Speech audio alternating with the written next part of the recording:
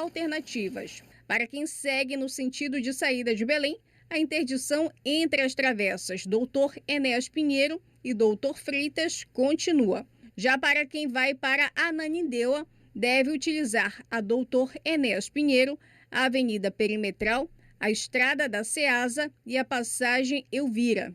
Para Marituba, a orientação é usar a Avenida Perimetral e depois acessar a Avenida Liberdade, ou seguir pela Avenida Almirante Barroso e BR-316.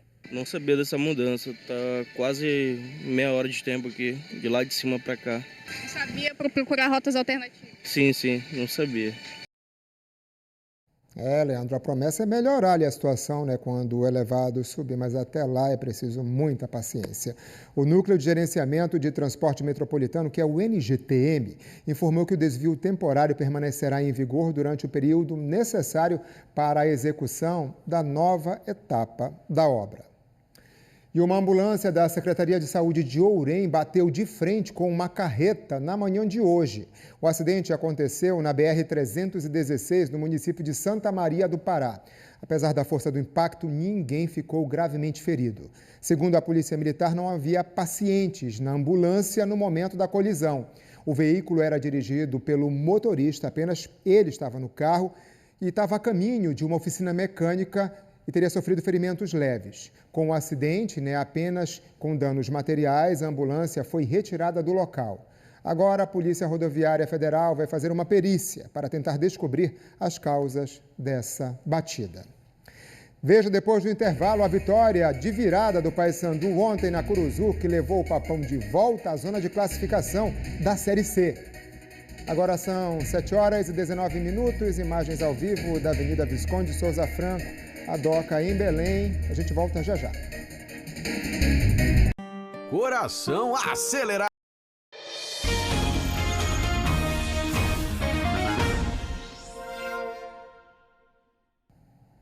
Um menino de 5 anos foi atacado por um macaco em Monte Alegre, no oeste do estado. A criança teve ferimentos na perna e na mão e foi transferida para Santarém. O animal, que era visto circulando pelas ruas, foi capturado.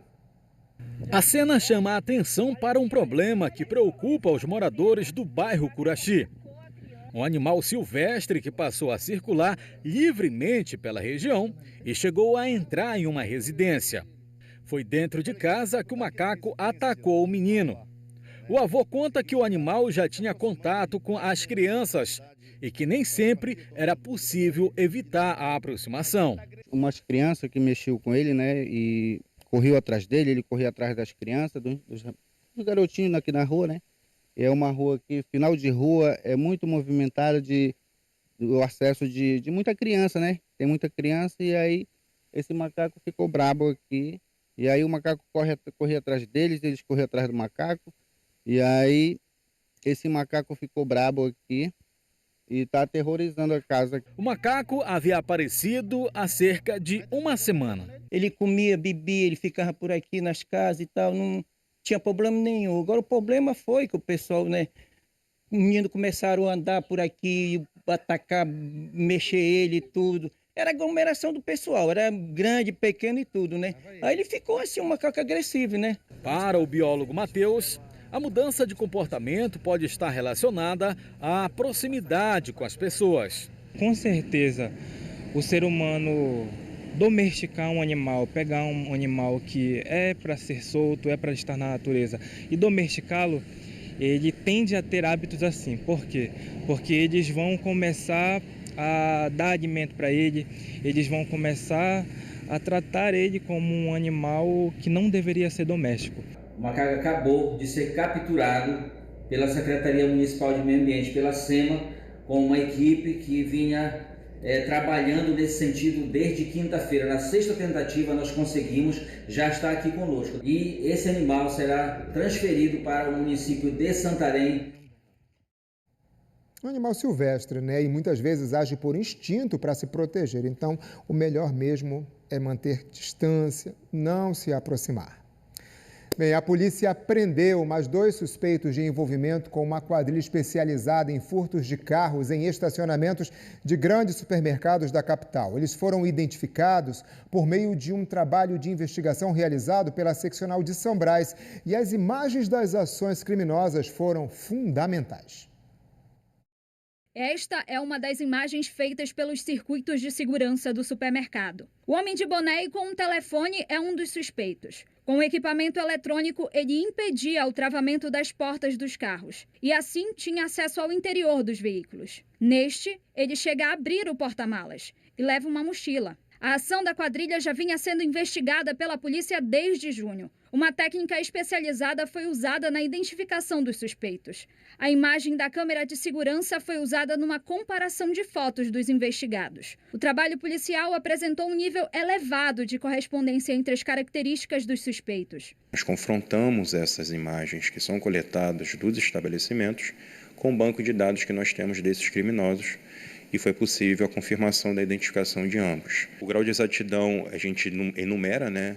Ele tem uma numeração máxima e ambos foram próximo da numeração máxima, ou seja, 4 e 5. O trabalho da equipe da seccional de São Brás durou cerca de um mês. O cruzamento das informações e dos indícios coletados pelos peritos permitiu que fosse solicitada à Justiça a decretação da prisão dos suspeitos, que já haviam sido detidos anteriormente pelo mesmo crime. As prisões foram realizadas hoje pela manhã. Wagner de Silva França e Everton Matheus Pantoja foram presos em casa. Além dos mandados de prisão, 2 mandados de busca e apreensão foram cumpridos. Bolsas e mochilas semelhantes às furtadas nos carros foram encontradas nas casas e nos veículos dos investigados. A gente pode afirmar que é uma associação, né, de criminosos que, infelizmente, insistem ainda em utilizar esse tipo de dispositivo, aproveitar de fragilidades de certas vítimas que, infelizmente, ao sair do veículo, creem que ao acionar o alarme o veículo vai estar travado. É bom que fique até a ressalva aqui para a população, ao sair do veículo, não só acionar o alarme, mas constatar que de fato o veículo encontra-se travado. Pois é, de acordo com a polícia, muitos desses equipamentos utilizados aí para impedir o travamento das portas são confeccionados, produzidos pelos próprios criminosos.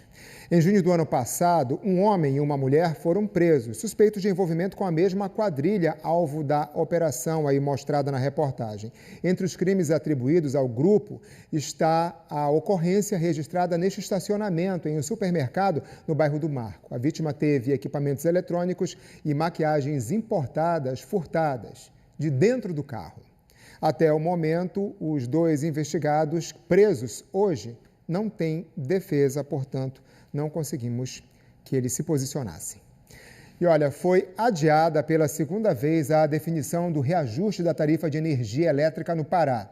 Em reunião hoje em Brasília, o diretor da ANEEL, Willam Frota, pediu vistas do processo e suspendeu o julgamento. O pedido ocorreu logo depois das sustentações da Defensoria Pública do Pará e do Conselho de Consumidores de Energia Elétrica do Estado, que mostraram um retrato da realidade dos moradores do Estado relacionado ao fornecimento de energia. O processo previa inicialmente um reajuste de 7,6%. Na semana passada, a Procuradoria-Geral do Estado entrou com uma ação na Justiça, pedindo mais transparência nos cálculos apresentados pela concessionária que atende ao Estado, mas o adiamento das discussões não teve relação com essa manobra jurídica. A Equatorial Pará informou que, sem a homologação do reajuste, permanecem as tarifas vigentes aprovadas no ano passado. A concessionária disse também que aguarda a deliberação final da ANEEL. Até o momento, a agência não divulgou uma nova data para o julgamento do reajuste e a gente segue aqui acompanhando na expectativa. Nos supermercados e feiras da capital, o preço do peixe está mais em conta para os consumidores. É o que aponta uma pesquisa do Diese. O estudo mostrou que algumas espécies tiveram redução de quase 20% em comparação entre os meses de junho e julho deste ano. Na casa do Antônio, toda semana tem peixe. Ele e a mãe estão sempre de olho nos preços. Praticamente toda semana a gente come peixe, porque realmente a família foi criada em consumindo peixe mesmo, então o nosso consumo de peixe é muito grande. Pesquisar já faz parte da rotina familiar.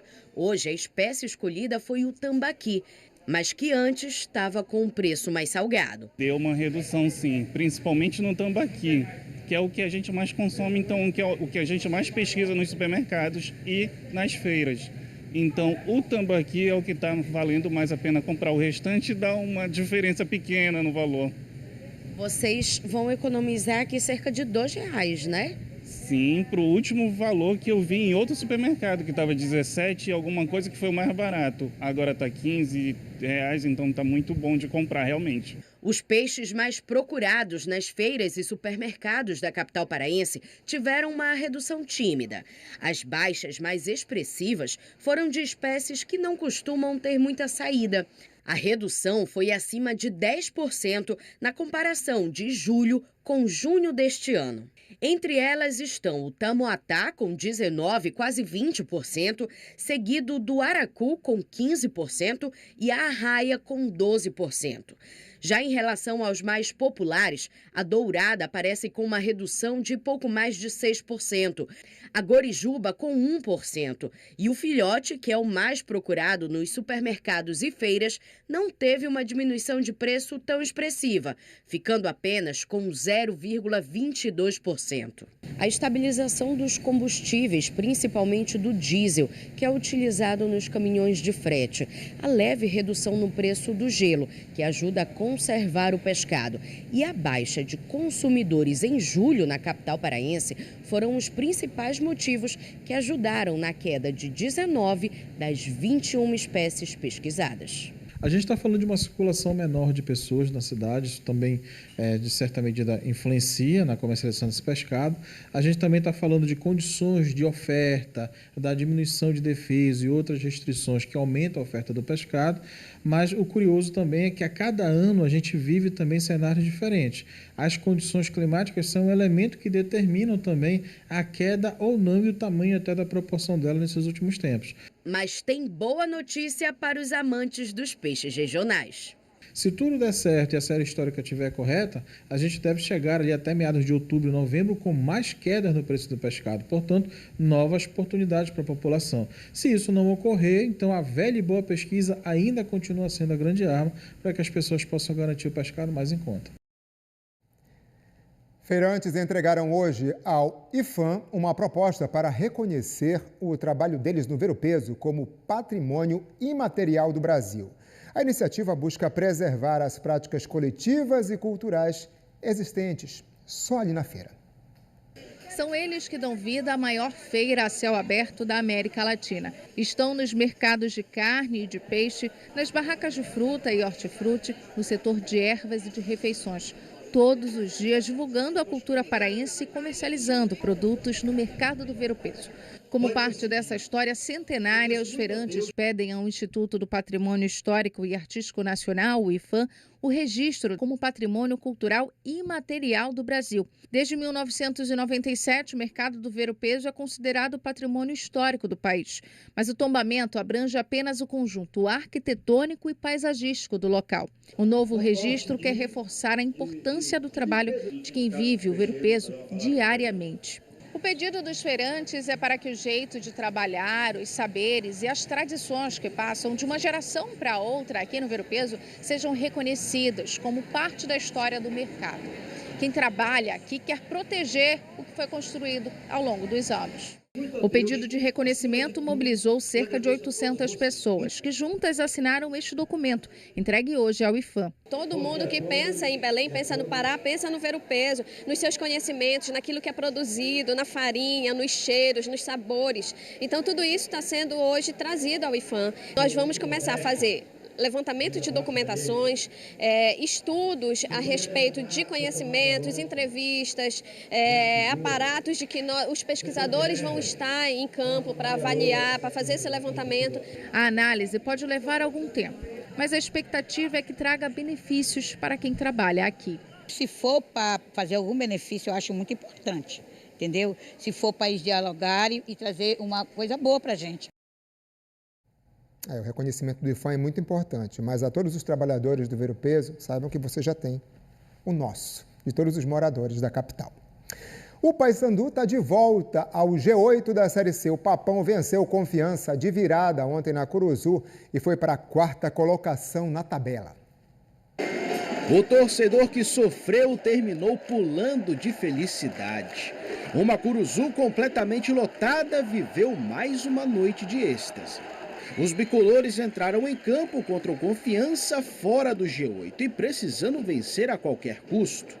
E olha aqui, desde o momento do jogo, o Paysandu começou propositivo. Caio Melo tomou a liberdade de arriscar. Mas o que o Paysandu não contava era com a atuação do goleiro Matheus Emiliano. Ele simplesmente começou a fechar o gol. Depois de 2 defesas seguidas, cresceu na frente de Marcinho. E quando o rebote foi na direção do camisa 10, quem estava lá? Matheus Emiliano. Com o goleiro em uma noite inspirada, o Confiança se sentiu seguro para começar a atacar. Na segunda oportunidade que teve no jogo, Ícaro bateu a falta com perfeição. 1-0 Confiança. Terminar o primeiro tempo perdendo em casa para o lanterna do campeonato foi o suficiente para as vaias no intervalo. Nesse momento, o que dizer para o time? O que eu mais peço no intervalo assim, que a gente não desorganize, a gente não perca o nosso padrão ofensivo para a gente continuar construindo. Porque muitos jogos que a gente saiu perdendo, ou até mesmo perdeu o jogo, nós tivemos chance de empatar ou virar o jogo ou sair na frente. Uma resposta veio através da mudança na volta do intervalo. O garoto Thalisson entrou no jogo, mas ainda demorou um pouco para o Paysandu se encontrar. Um recuo perigoso quase pôs tudo a perder. Somente aos 14 minutos, um pouco do talento de Thalisson reanimou a Curuzu. Após 2 fintas e um chute perigoso, o clima do estádio mudou. Só que o mesmo desafio do primeiro tempo retornou, ter que superar Matheus Emiliano. E quando ela passava pelo goleiro, a trave protegeu o time sergipano. Mas a pressão era tão grande que não tinha como suportar. Aos 42 do segundo tempo, Ítalo empatou o jogo.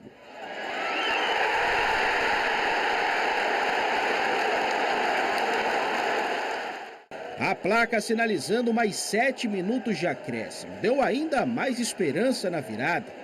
Na reta final, uma oportunidade na bola parada. Após o apito do árbitro, era apenas questão de tempo. Quando a bola bateu no fundo da rede, a Curuzu explodiu para comemorar o gol de Pedro Carrerete.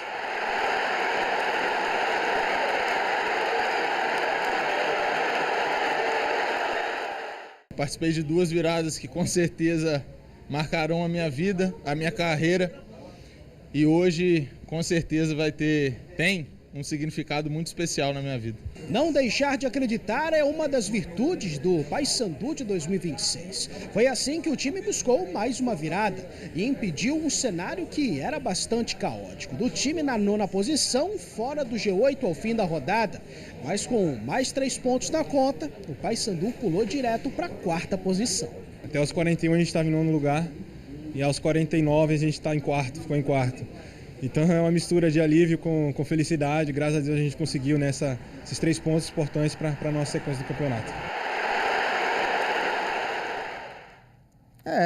Confiança retomada. Tem comentário aqui, o Paulo Cipriano. Boa noite. Estou muito feliz pelo meu papão da Curuzu ter ganhado o jogo. Estou comemorando até agora. É isso aí, Paulo. Parabéns para você e todos os torcedores do Paysandu. A gente fica por aqui. Uma boa noite. Até amanhã.